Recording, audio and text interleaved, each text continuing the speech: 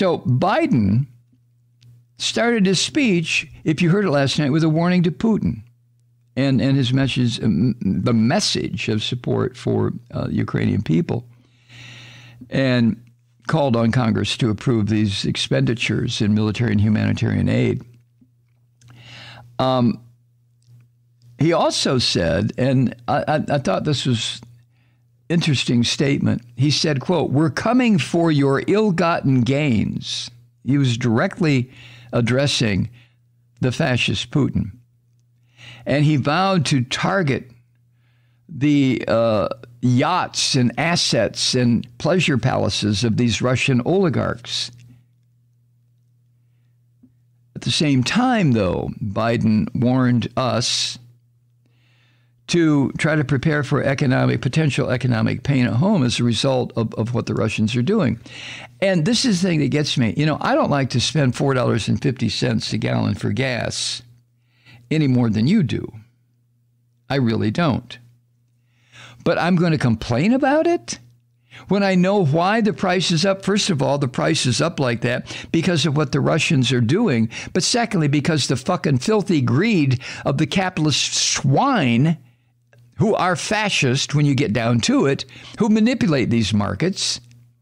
There has been no interdiction of flow of petroleum products that result in the distillation of gasoline. There hasn't been any interruption at all. It's in the process. But all the carbon-based fuel that are in these global pipelines is still flowing. And I mean that literally and figuratively in the pipelines. But this is what the capitalist pigs do. The fascist capitalist pigs do. As soon as there's a hint of trouble, let's jack up the prices and blame it on the trouble. God. But what Biden was asking was for us, Americans, to expect and deal with whatever little economic bumps in the road that we have to face. Look at what the people of Ukraine are facing, and look what a number of Russians are doing now, demonstrating in the streets. It's been reported by several outlets, news outlets, that thousands of Russians have been detained, is the word they use, because they've been demonstrating against their own government. Kind of like what has happened in this country when we demonstrate against the war criminal George Bush or the war criminal Richard Nixon, or the filthy scum pig Donald Trump. Biden went on to say, quote, "Throughout our history, we've learned this lesson, and that is when dictators do not pay a price for their aggression, they cause more chaos. They keep moving, and the costs and threats to America and the world keep rising," end quote. Remember what was said about Trump during the second, or was it the first? And I forget the representative said, Jamie Raskin, when he was making closing arguments, I believe, Representative Raskin. And he said, and so did a number of other people, Democrats, said that if Trump got away with what he had done in the first impeachment hearing, he would just fucking do it again, which he did. If dictators or dictator wannabes or incipient dictators or however you want to identify these authoritarian bastards, if they're not stopped when they begin their move toward fascism, then they'll just continue. And like I said, and I'll say it again and again, in the case of Putin, he needs to be totally eliminated. This son of a bitch has lived long enough. He's done enough destruction. He needs to be canceled, and it has to be done by somebody in Russia. Biden had some guests, as presidents always do, for these events. The last guest I remember that the filthy pig Trump had, the orange vomit had, was the still dead, thank you God, Rush Limbaugh, the cigar-choking, cancer-eaten demon who spent 30 fucking years in American media setting the stage for fascism. But Biden's guests included Oksana Marakova, who is Ukraine's ambassador to the U.S. She got a lengthy standing ovation, even from the fascist Christians, as they continue their charade like they give a fuck what happens in Ukraine. And Biden also talked about the heroism of the troops in Ukraine and the citizens in Ukraine and the global near universal support for that country. Here's another quote. He said, quote, 6 days ago, Russia's Vladimir Putin sought to shake the foundations of the free world, thinking he could make it bend to his menacing ways, but he badly miscalculated. He thought he could roll into Ukraine and the world would roll over. Instead, he met a wall of strength he never imagined. He met the Ukrainian people. End quote. And I have to tell you, this happened to me. It happens to me every time I see refugees, every time I see civilian populations. I don't care if they're Muslim or old films of Jews or Christians or Buddhists. I don't care who they are, or just plain civilians with no apparent religious affiliation. And I know that they are fleeing for their lives. Their homes are being bombed. Their lives are being disrupted. Their children are in states of terror. The parents don't know what the fuck to do. They're trying to get away. And what do I do? When I see that, when I see videos of this or old film footage, I sit here and I cry. Big fucking deal, right? I'm doing nothing to help. But it affects me so deeply to see this, to see what's going on. And I don't care the race of the people. If I see Tutu, African people fleeing from the groups, what was the other group that was slaughtering these people?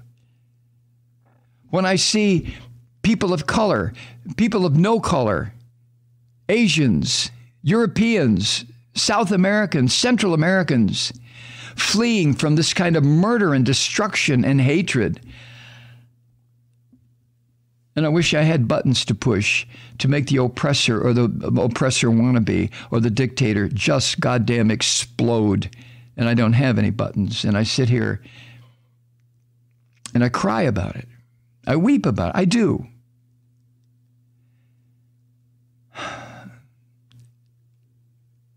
And I think how useless, Malloy, how useless your tears.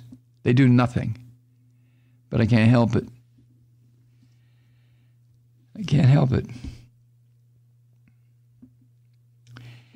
Anyway, Biden last night reasserted his promise not to involve U.S. troops in helping to fight Putin's monsters who have invaded that country. And he said, quote, our forces are not engaged and will not engage in conflict with Russian forces in Ukraine, end quote. But do you get the feeling, I've had this feeling for 50 years, maybe longer, that eventually that's going to happen. Eventually, that's going to happen. A direct, upfront, in your face conflict. And it'll be the last one, probably, between the United States and some fascist power like Russia, and now like China. Our forces are not engaged and will not engage in conflict with Russian forces in Ukraine. I'm sure the Ukrainians hated to hear that. I'm sure that's what real Christians and Jews and maybe Muslims back in the day, what they felt in Poland and Hungary and Czechoslovakia and the Baltic countries when and Belgium and France, before the United States got engaged, when the Nazi Wehrmacht was rolling over Europe, slaughtering people left and right, civilians, religious groups, the Roma, homosexuals, people in mental institutions, just indiscriminate murder. And it took an attack by the Japanese in Pearl Harbor to get the United States involved. But here we are again with a people asking for help, the Ukrainians. And because of the geopolitical reality that we are all faced with on this planet, the best we can do, and it may be the best we can do, are sanctions and military aid. And to the world, as if the world needs to have this pointed out, what fascism can do, and what a single dictatorial bastard like Putin can do. This bipartisan support that was evident in the audience in the joint session of Republicans and Democrats, the bipartisan support. I'm having trouble talking this morning. Well, it is morning when I'm recording this.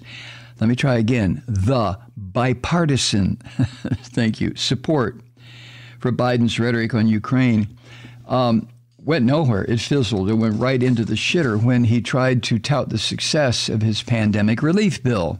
The fascist Christians want to hear none of that.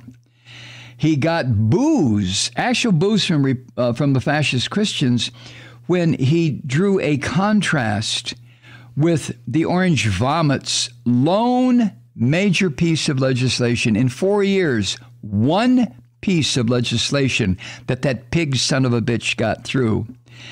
Biden said this, and then the fascist Christians started booing. Quote, unlike the $2 trillion tax cut passed in the previous administration that benefited the top 1% of Americans, the American Rescue Plan, that was his, helped working people and left no one behind, end quote. And of course, the filthy fascist Christians booed that because they don't give a fuck about working people. Nothing. Biden also talked about the bipartisan infrastructure bill, the one that he did get through, that he signed into law, and he took another jab at the Orange Vomit. He said this, quote, we're done talking about infrastructure weeks. We're talking about an infrastructure decade, end quote.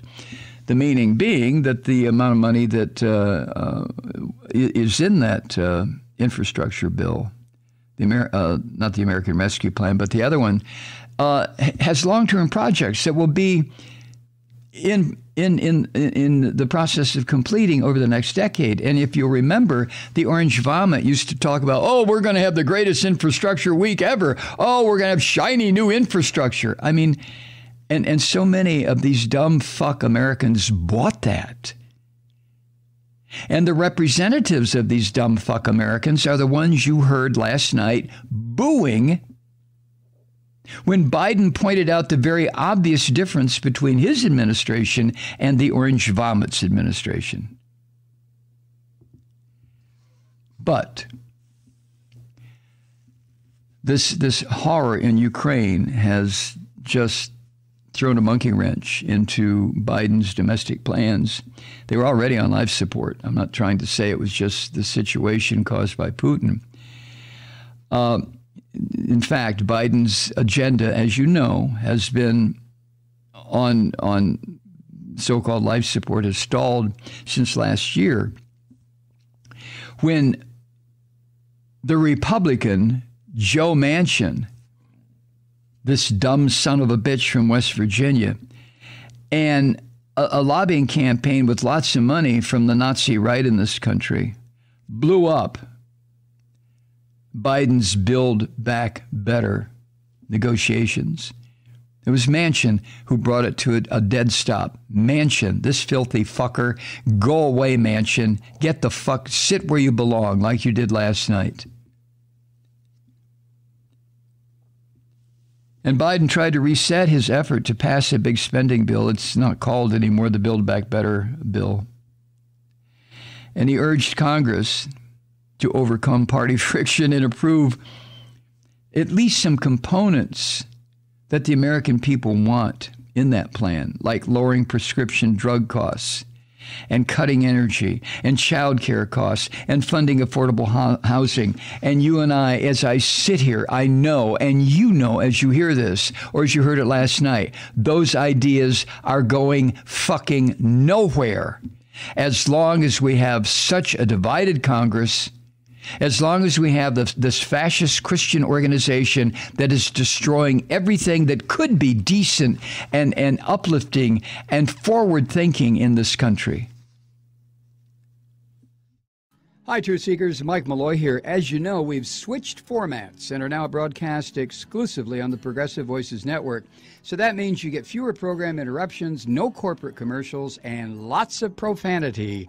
But our format change also means some of our radio listeners no longer hear the program.